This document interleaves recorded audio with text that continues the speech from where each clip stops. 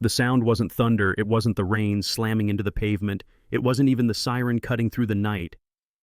It was the crack of a hand hitting a face, sharp and final, like a door being slammed shut on someone's dignity. And in that exact moment, standing on the side of a dark road with water pooling around her shoes, Judge Evelyn Carter realized something most people never want to learn the hard way. Power doesn't protect you when someone has already decided you don't deserve respect. And yeah, that happened. One slap, one officer, one woman who was absolutely not who she was assumed to be. That night didn't start dramatic. It didn't feel like a headline. It felt boring, heavy-tired.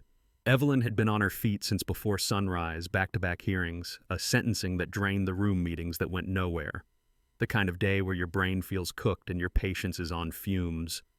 Then her daughter called, voice shaky, newborn, crying out of formula, pharmacy closing soon. So Evelyn did what grandmothers do. She grabbed her keys, pulled on an old sweatshirt, didn't bother with makeup, didn't think about appearances at all. She just wanted to help and get home. You know what I mean? She drove carefully because that's who she is. Exactly the speed limit, hands relaxed on the wheel, jazz low in the background, rain streaking across the windshield. No rushing, no shortcuts. She didn't break laws for a living, she enforced them. And that's why when the red and blue lights exploded behind her, her first reaction wasn't fear, it was confusion. She checked the speedometer. Perfect. Lights on, tags current, everything clean. Still she pulled over, chose a wide, empty parking lot, turned off the engine, rolled the window down, hands visible on the wheel. The drill, the thing everyone is told keeps them safe. Then the officer walked up. Heavy steps, no urgency. Flashlight swinging like it had all the time in the world. The spotlight snapped on and burned Evelyn's eyes, and the flashlight hit the roof with a deliberate thwack like a challenge. License and registration. No greeting, no reason given, just command. Evelyn blinked, stayed calm, and said the one sentence she'd heard so many times in court, the one that's supposed to be harmless. "Good evening, officer. May I ask the reason for the stop?" That question flipped a switch. The officer's tone sharpened instantly. License and registration. Don't make this difficult. Evelyn felt it then, that familiar tightening in her chest, the feeling she'd seen in witnesses who knew they were being pushed but didn't know how far it would go. She moved slowly, narrated her movements, handed over her ID. The officer barely looked at it. Her eyes skipped right past the name and locked onto the car. The neighborhood listed the picture that didn't match whatever story she'd already written in her head. "This a nice car," the officer said. Not a compliment. An accusation. "Whose is it?" "It's mine," Evelyn replied, steady. The laugh that came back was sharp and ugly. "Yours. What do you do for work that lets you drive this around at night dressed like that?" Evelyn could have ended it there. She could have said who she was. She didn't.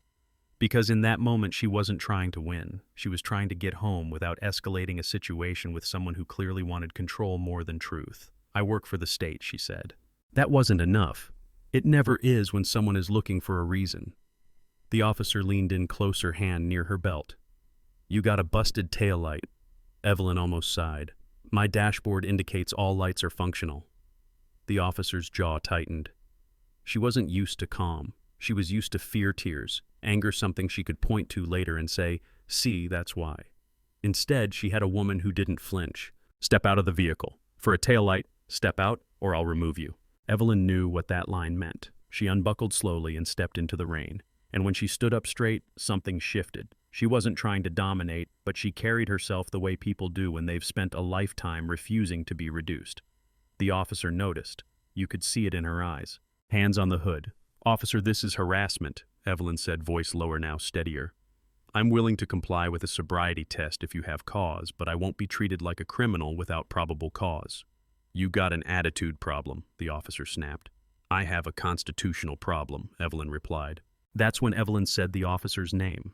And that was the moment the night tilted, because the officer wasn't wearing a nameplate. She froze. "How do you know my name?" "Because I've read your file." You could see it land. Paranoia, anger, a flicker of fear she didn't want to admit to herself. "Who are you?" she demanded. "Internal Affairs." "Some reporter." "No," Evelyn said. "I'm the person you should have treated with basic respect." The officer leaned in again, crowding her space, trying to regain control with proximity. "You think you're untouchable?" Evelyn met her eyes. "I'm Judge Evelyn Carter." For half a second the world seemed to pause. Then the officer laughed. Loud. Mocking. A judge. You. If you're a judge, I'm the Queen of England. Impersonating an officer is a felony. Check the system, Evelyn warned. I don't need to check anything the officer said. I know a liar when I see one. And I know a disgrace to the uniform, Evelyn replied. That was it. The officer raised her hand and slapped her. Hard. Glasses flying, cheek-burning, blood touching Evelyn's lip. The rain kept falling like nothing had happened. Evelyn didn't scream. She didn't swing back. She turned, slowly, touched her lip, looked at the blood on her finger, then looked at the officer with a calm that made the air feel heavy. That she said quietly was the last mistake of your career. The officer lunged for her pocket. You're not calling anybody. Evelyn didn't need to. Minutes earlier, she'd pressed a silent panic button tied to judicial protection. That system existed for a reason.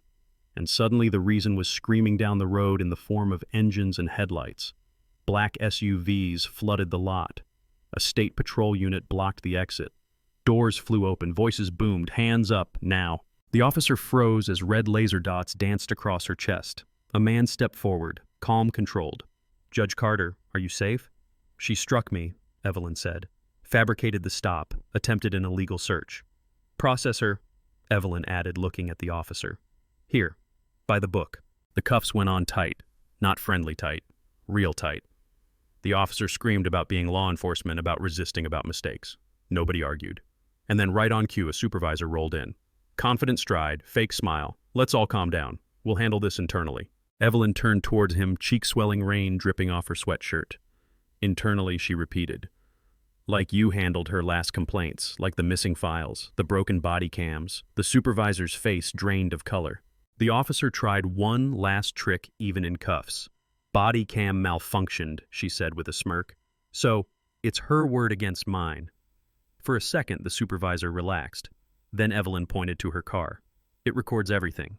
Night vision, cloud upload, automatically. The footage played on Evelyn's phone. Clear, brutal, undeniable. The slap echoed through tiny speakers. The supervisor looked like he might throw up. That video, Evelyn said calmly, was sent to the district attorney and federal investigators 5 minutes ago. And that's when this stopped being about one traffic stop. Because once the door cracked open, everything behind it came spilling out. Investigations that had stalled suddenly moved.